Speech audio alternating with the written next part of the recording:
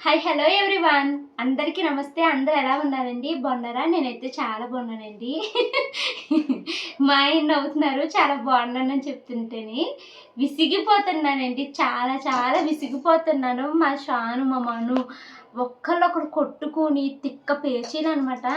అసలు ప్రతి దానికి ఏడిపోయినా పెన్సిల్ పాడేసావు, నువ్వే తీయి నువ్వే తీయి, ఒకరికొకరు వాదాలు వేసుకుని చాలా విసిగిచ్చేస్తున్నారండి. ఓ పక్కేమో ఎండ ఉడుకొచ్చేసి నాకు చిరాకుగా ఉంది. నేను ఎడిటింగే చేసుకోనా, వీడియో షూటింగే చేసుకోనా, ఆ పిల్లల్నే చూసుకోనా అని చెప్పాను. మీరు కొద్దిసేపు ఆగండమ్మా, వంట చేసేసి మధ్యాహ్నం అంతా మీతోనే కూర్చుంటాను, సాయంత్రం వరకు మీతోనే కూర్చుంటానని చెప్తే కొద్దిసేపు ఆగరు, ఒకళ్ళొకరు కొట్టుకోవడమే సరిపోతుందండి. మా ఆయన నవ్వు ఆపుకున్నాడు. బాగానే పడుతుంది పిల్లలతో అన్నట్టు ఫీల్ అవుతున్నాడు అనుకోండి మా ఆయన.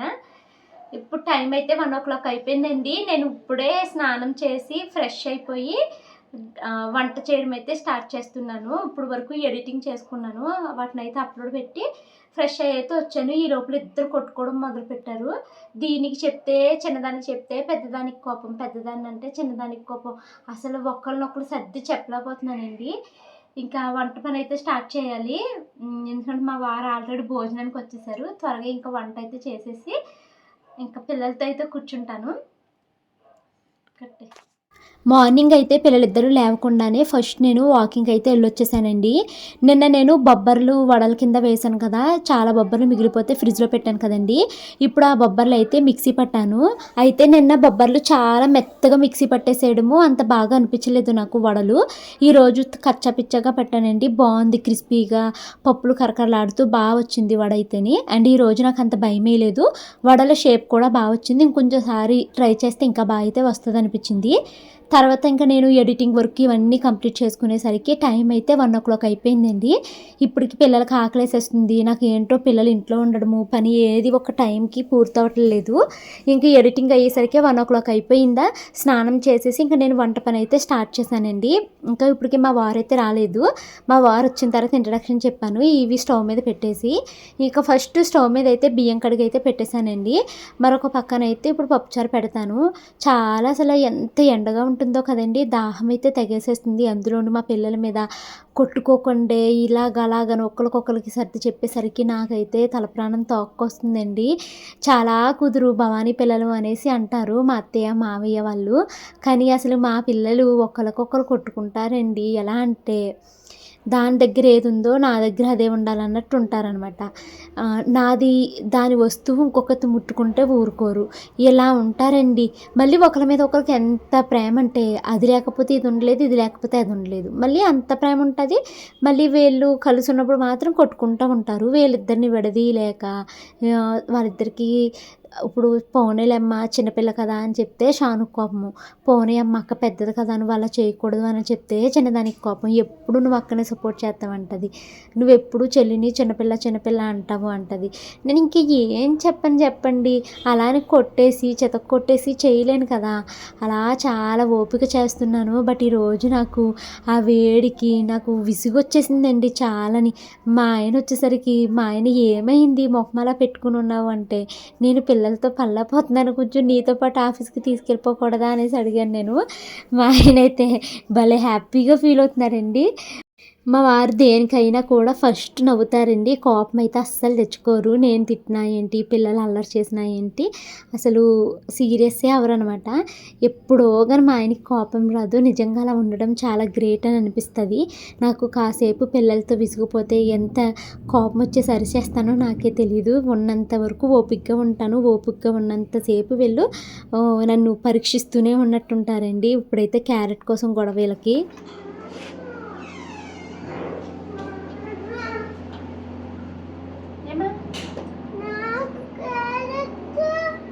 క్యారెట్ ఒకటే ఉందమ్మా మొక్కలు.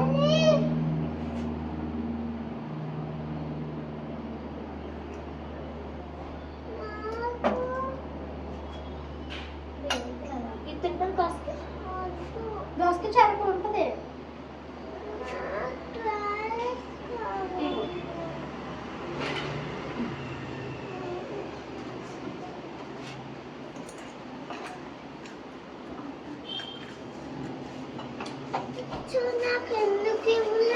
అక్క ఇక్కడికి వచ్చి తీసుకెళ్ళింది అమ్మది.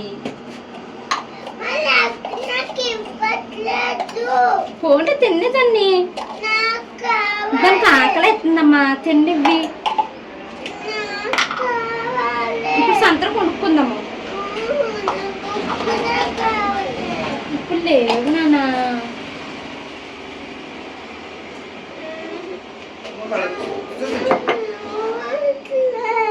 ఏం కావాలి దీనికి? క్యారెట్. క్యారెట్ ఇంకోటి లేదా? లేదు, అలా ఇప్పుడు దీని బాగా తినేసిందే కానీ నువ్వు అరిసి తిను. నువ్వు అరిసే తిను, అరిసే అరిసే.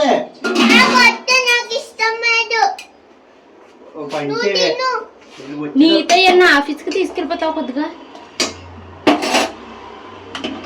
మధ్యాహ్నం నుంచి.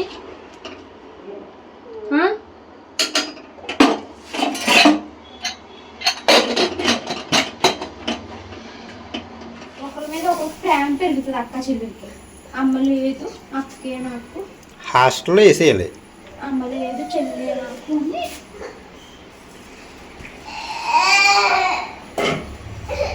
చున్నీ ఎందుకు అనవసరం వస్తుంది.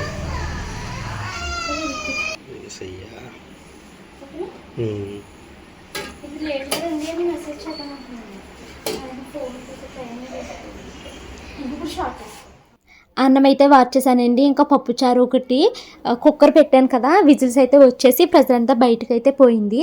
ఇప్పుడు దీంట్లోకి అయితే నేను పప్పుచారులోకి జస్ట్ చింతపండు రసం వేసి కాసేపు మరిగిచ్చేసాను అనుకోండి, పప్పుచారుకి తాలింపు అయితే వేసేసుకోవచ్చు. నేను చింతపండు కూడా ముందే నానబెట్టానండి. ఈరోజు కందిపప్పుతో పప్పుచారు కాయలేదు, నేను పెసరపప్పుతో పప్పుచారు అయితే కాసాను అనమాట. ఇంకా మా వారైతే మాత్రము వీడియో తీస్తున్నారండి, నాకు ట్రైపాడ్తో అలా పెట్టుకుని ఇలా పెట్టుకుని తీసుకోవడము.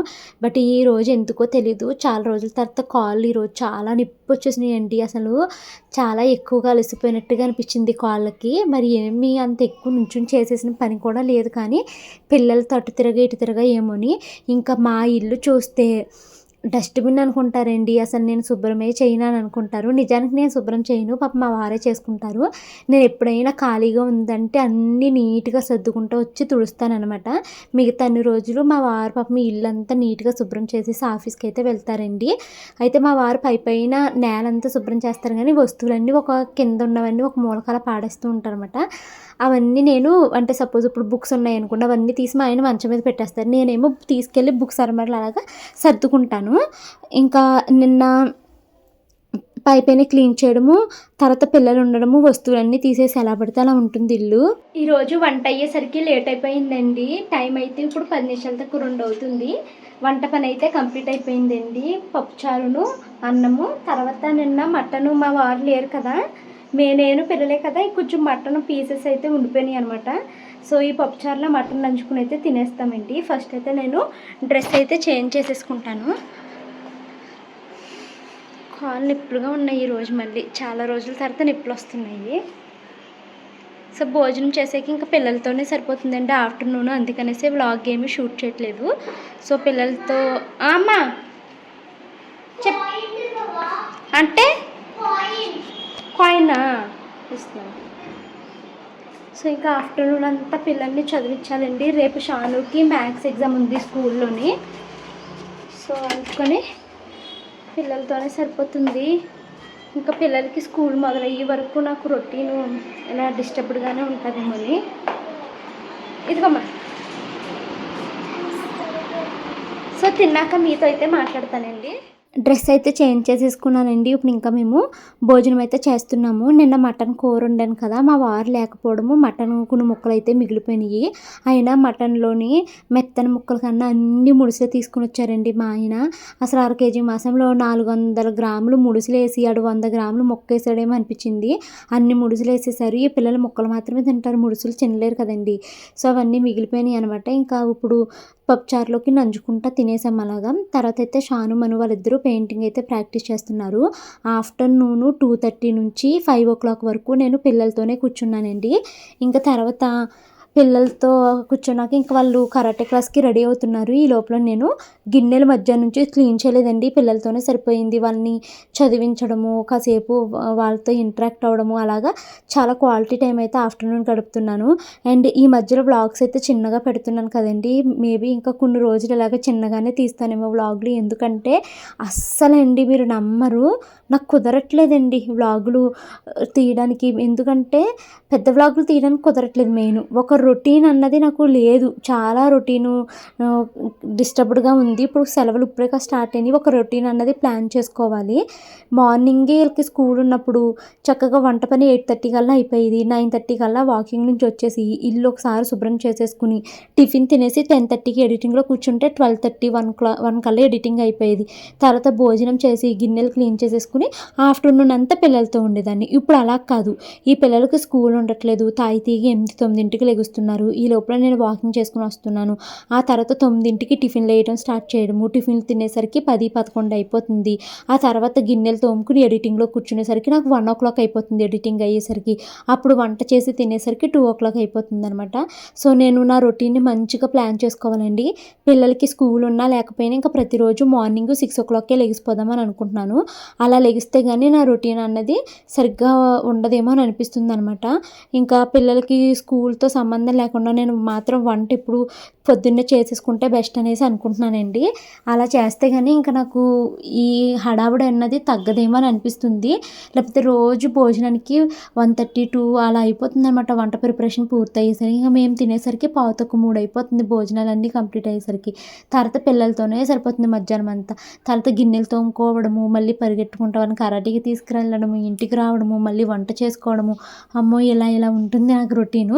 సో అందుకనేసి నేను ఇంకా రేపటి నుంచి మార్నింగ్సే లెగిసిపోయి అన్ని పనులు ఒక వేలో చేసుకుంటూ వెళ్ళిపోదాం అని అనుకుంటున్నాను. కానీ ఈరోజు వాయిస్ ఓవర్ ఇస్తున్నానా, లేవడానికి మార్నింగే లేసాను కానీ ఏ పనులు టైంకి అనుకున్నట్టయితే అవ్వలేదండి.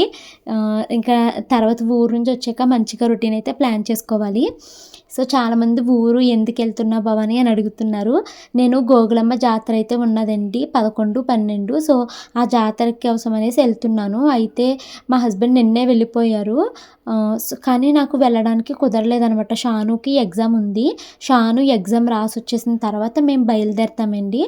వెళ్ళి ఓన్లీ ఆ జాతరకి అలా రోజు అలా ట్రైన్ దిగుతాను, జాతర వరకు చూస్తాను. మళ్ళీ నెక్స్ట్ డే ఈవినింగ్ అయితే రిటర్న్ అయితే వచ్చేస్తాను అనమాట. ఎందుకంటే మరుసటి రోజు మళ్ళీ షానుకి ఎగ్జామ్ ఉంది. ఈ ఎగ్జామ్ అయితే మానకూడదు, ఇది ఫైనల్ ఎగ్జామ్ కదండి. సో ఈ ఎగ్జామ్స్ కంప్లీట్ అయిపోతే నెక్స్ట్ క్లాస్కి షాను అయితే ప్రమోట్ అవుతుంది అనమాట. సో అందుకనేసే టైం అయితే 6:10 అయ్యిందండి. పిల్లలిద్దరిని తీసుకుని కరాటే క్లాస్ దగ్గరికి వెళ్తున్నాము. మా తమ్ముడు అయితే వచ్చాడండి. మా తమ్ముడు కూడా మాతో పాటు నరసాపురం అయితే వస్తున్నాడు జాతర కోసము. నేను ఒక్కదాన్నే వెళ్ళలేను అని చెప్పి మా తమ్ముడిని రాకన్నా అంటే ఆడైతే వచ్చాడనమాట. సో ఇదండి రోజు వీడియో.